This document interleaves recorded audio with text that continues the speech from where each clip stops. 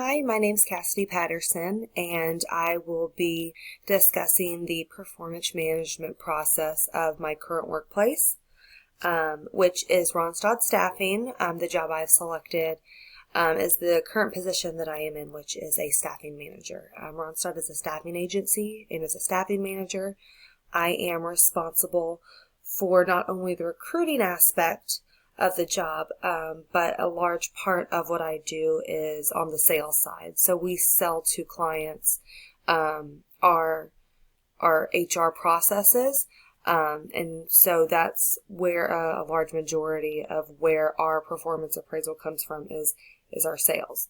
So I'm going to go through the 8 different steps of the performance management process and let you know how we go about doing things at Ronstadt.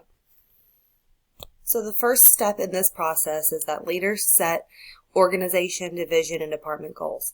So as far as Ronstadt is concerned, this is done from a corporate level. They set very specific KPIs, especially with the sales personnel, on what those goals look like. So how many calls you should be making every day, every week, how many new clients you should have, and what amount of revenue you should be bringing in.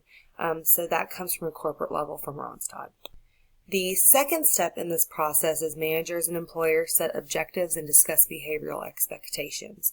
This is something that I think Ronstadt does really well.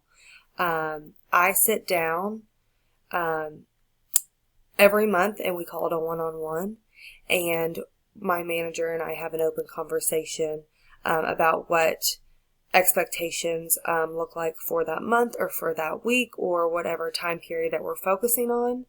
And we make sure to have these conversations quite often because expectations are always changing. So I think that's something that we do extremely well. That also brings me to step 3, which is managers and employees hold ongoing performance discussions. Like I said, we have one-on-ones at least monthly.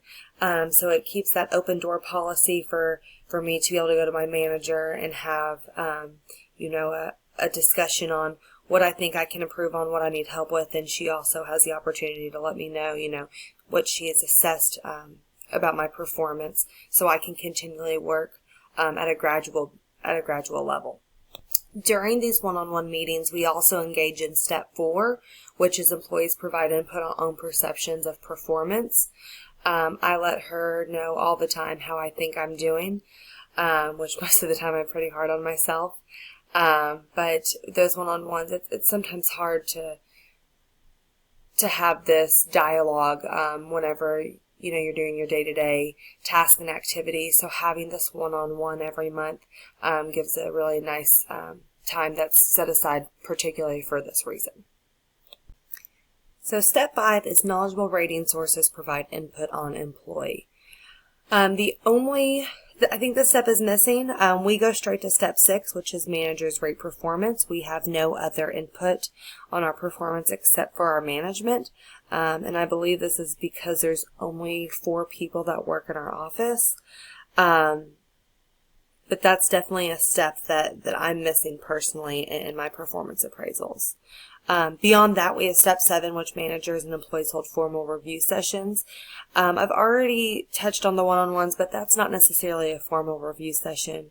But we do hold yearly reviews where we've taken what we've talked about in each of our one-on-ones and also have the ratings from the rating system. And then from there, we go on to step 8, which is where HR decisions are made. Primarily if we get a performance raise or not at the end of the year. And also this is a way to measure our KPIs at the end of the year to see if we are eligible for promotion. So each company always has their own set of goals that's going to get them to that next level that they're reaching for. As far as Ronstadt is concerned, especially in regard to the staffing manager position, they have many different goals and KPIs for each individual staffing manager throughout the year. But for the purpose of this assignment, I wanted to focus on 2 and how they correlated with my personal goals for the year as well. So first, one of my personal goals is to make 30 client calls, or what we call C calls, every week. So basically what that means is I call out to prospects. It's either cold calling or customers that I already work with, and just touch base and see how they're doing with their staffing needs. And this goes right along with the organizational goal of making one new client account by the end of June. And the reason that coincides with each other is because for every 8 touches or every 8 calls that you make, you're more likely to turn that account. So by making those 30 client calls every week, I am more likely to gain that one new client account by the end of June. So by taking part in my personal goal, it will then in turn hopefully lead me to achieving that organizational goal as well. As far as the second organizational goal, our branch is responsible for billing $100,000 of perm or direct hire fees, and this is branch wide, and that's by the end of the year. Since I am newer at this role, I don't play as much of a part in this, but it's something I am extremely excited to be a part of. So a personal goal of mine is to bill at least $20,000 of perm fees by myself by the end of the year.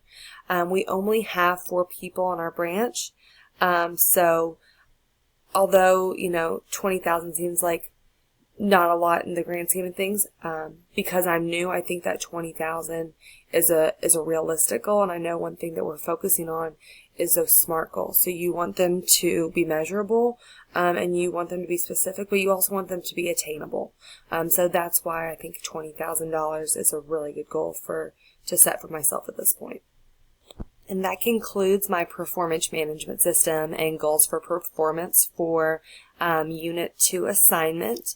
Thank you for watching, and I hope I answered all of your questions. Thank you.